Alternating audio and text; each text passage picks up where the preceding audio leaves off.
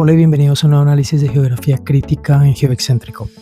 Continuamos con nuestra serie sobre los países menos poblados del planeta. Tras explorar el drama digital de Tuvalu y la paradoja minera de Nauru, hoy ponemos el foco en un archipiélago que ha decidido desafiar las reglas del juego global. Viajamos a Micronesia para conocer a Palaos. Con una población que apenas roza los 18.000 personas, Palaos es el cuarto país con menos habitantes del mundo, pero no te dejes engañar por su tamaño.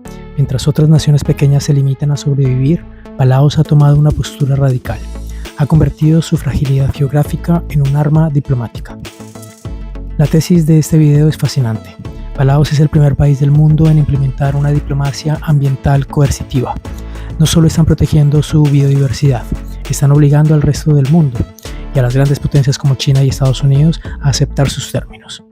Hoy analizaremos cómo un país sin ejército, que depende de un pacto con Washington y que obliga a sus turistas a firmar un contrato ético en su pasaporte, se ha convertido en el gigante moral del Océano Pacífico.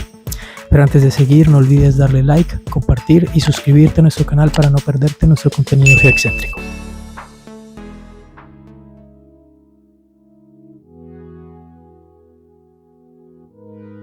Para entender Palaos debemos entender su complejidad geológica. A diferencia de los atolones planos de Tuvalu, Palaos es un archipiélago de más de 340 islas de origen volcánico y calizo. Su superficie terrestre es de 459 kilómetros cuadrados, lo que lo hace significativamente más grande que sus vecinos, pero su población está concentrada en apenas una fracción del territorio. El corazón geográfico de Palaos son las Rock Islands, islas Shelbashev. Estas son antiguas estructuras de coral que debido a movimientos tectónicos emergieron del mar y fueron moldeadas por la erosión hasta parecer hongos verdes flotando sobre aguas cristalinas. Desde la geografía física, este es uno de los ecosistemas más biodiversos y extraños del planeta. Aquí se encuentra el famoso lago de las medusas, un cuerpo de agua aislado donde millones de medusas han evolucionado sin aguijones debido a la falta de depredadores. Sin embargo, esta belleza es su mayor vulnerabilidad. Palaos no sufre el riesgo de desaparecer bajo el agua tan rápido como Tuvalu, pero sufre la paradoja del paraíso. El mismo turismo que alimenta su economía es el que amenaza con destruir el delicado equilibrio de sus arrecifes. Palaos es el espejo de una lucha global. ¿Cómo monetizar la naturaleza sin maltratarla en el proceso?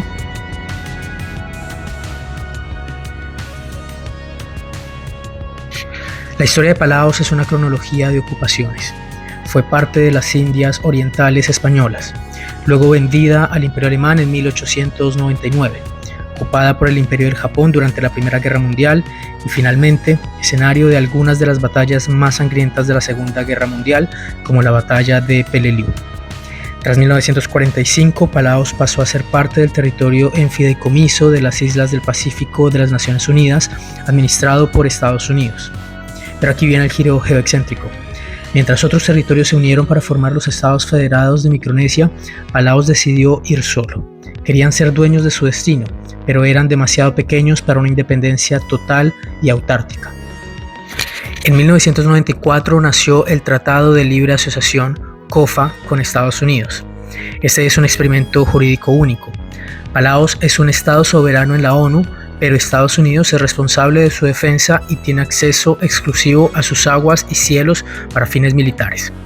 A cambio, Washington inyecta millones de dólares en la economía palauana. ¿Es Palaos realmente independiente o es un protectorado de lujo en una posición estratégica contra China? La respuesta depende de a quién le preguntes en el Capitolio o en Gerumult.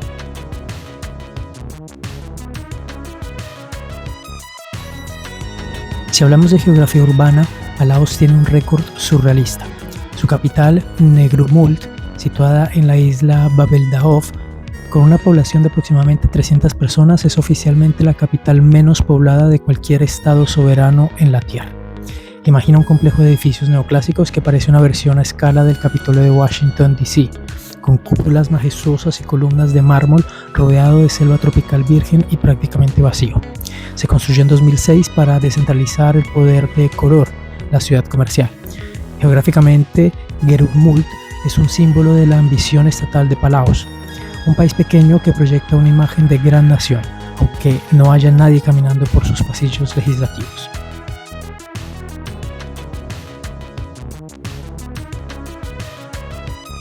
Entramos en el núcleo de la innovación social de Palaos.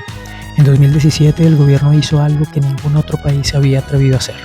Cambiaron las leyes de inmigración para incluir el Palau Pledge, el compromiso de Palaos. Cuando aterrizas en el aeropuerto internacional Roman Metuch, el oficial de inmigración estampa un poema en tu pasaporte que debes firmar. No es un sello de entrada común, es un contrato legal con los niños de Palaos donde prometes caminar con ligereza, comportarte con amabilidad y explorar con atención. Si rompes esta promesa, dañando el coral o acosando a la fauna, las multas son astronómicas. Desde la geografía humana esto es revolucionario. Es el paso del turismo de masas al turismo de valor. Palaos prefiere recibir 10 turistas que respeten el entorno y paguen tasas altas que 1000 turistas de crucero que degraden su ecosistema. Es la soberanía nacional ejercida a través de la ecología.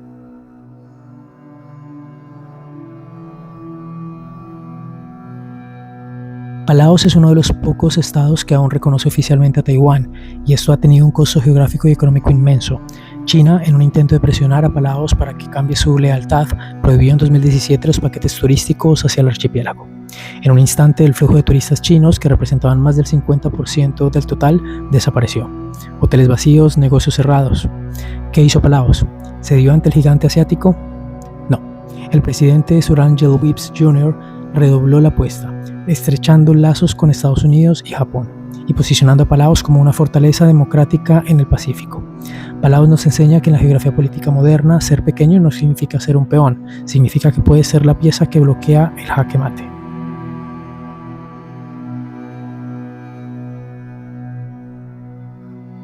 En 2015, Palaos declaró el 80% de su zona económica exclusiva como santuario marino nacional. Hablamos de 500.000 kilómetros cuadrados de océano donde la pesca comercial está prohibida. Para un país cuya dieta y cultura dependen del mar, esto fue un sacrificio enorme. Pero la lógica de Palaos es de largo plazo. Prefieren tener un océano lleno de vida que atraiga buceadores de todo el mundo a perpetuidad, que vender licencias de pesca a flotas extranjeras que esquilmarían sus aguas en una década.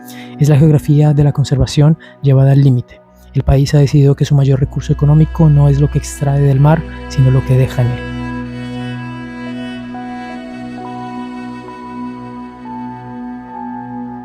La historia de Palaos es un mensaje para el mundo. Es un país de 18.000 personas que se sienta a la mesa con las potencias mundiales y les dice: mi soberanía no está en venta y mi naturaleza es mi constitución. Palaos nos demuestra que la geografía no tiene por qué ser una condena a la irrelevancia. Han convertido su aislamiento en exclusividad y su fragilidad en una bandera de lucha ética. La pregunta que te dejamos hoy es: si un país tan pequeño puede obligar a sus visitantes a firmar un contrato con la naturaleza, ¿por qué los países más grandes y poderosos del mundo no pueden hacer lo mismo? Palaos no es solo un destino de vacaciones, es un laboratorio de un nuevo tipo de nacionalismo, el nacionalismo ecológico. ¿Será suficiente para sobrevivir a las presiones de China y al calentamiento global? En Geoexcéntrico seguiremos vigilando este pequeño gigante del Pacífico.